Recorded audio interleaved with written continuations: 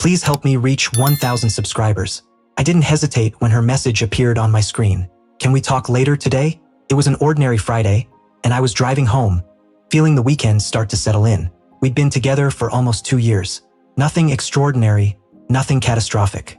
So naturally, I assumed it was something minor, maybe plans for a trip or a chat about moving in together, a topic we had joked about but never taken seriously. I was looking forward. She was already retreating. That evening, I went to her apartment. The small one with warm, inviting lights, too many plants, and that signature scent I could identify anywhere.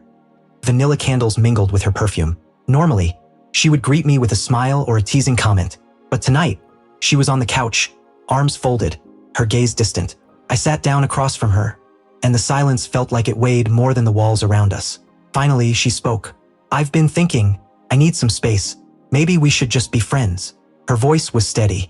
It sounded like someone who had already lived through this moment and finished grieving it long before I arrived. It didn't align with the past few weeks. The photo she posted captioned my person. The cuddles on her couch 2 nights ago, the plans we had made, none of it matched this. I studied her face, searching for even a flicker of hesitation or regret. There was nothing, only calm. So I did something unexpected. I smiled, not out of sarcasm, not from pride, but from acceptance. "Okay," I said. One simple word, and it landed heavier than any argument could have. Her expression faltered, the tiniest crack in her composure. She waited for questions, for tears, for pleading, anything that might prove her significance in my world. But I gave her none of it.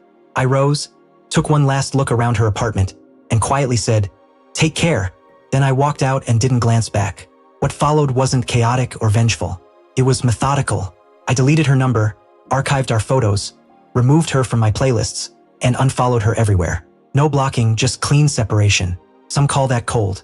I call it survival.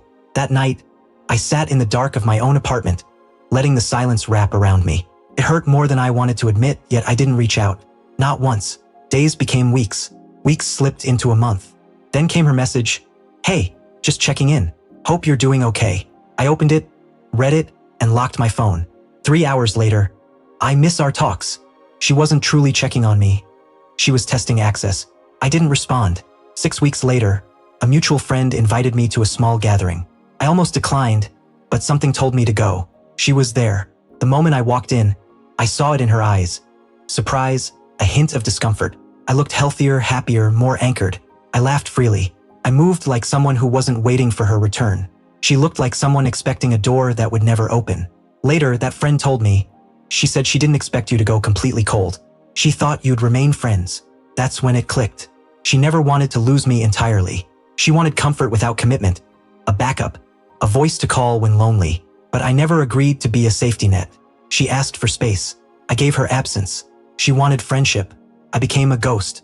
Now, over a year later, I've grown in ways I couldn't have imagined. I traveled alone, rekindled old habits, reconnected with people I had neglected, and built a life that didn't revolve around her uncertainty. I think of her occasionally, not with anger, not with longing, but with clarity. She was the lesson I didn't know I needed. Sometimes the strongest answer isn't confrontation, it's walking away. She said, "I need space. Let's be friends."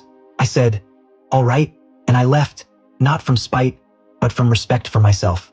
And I never looked back.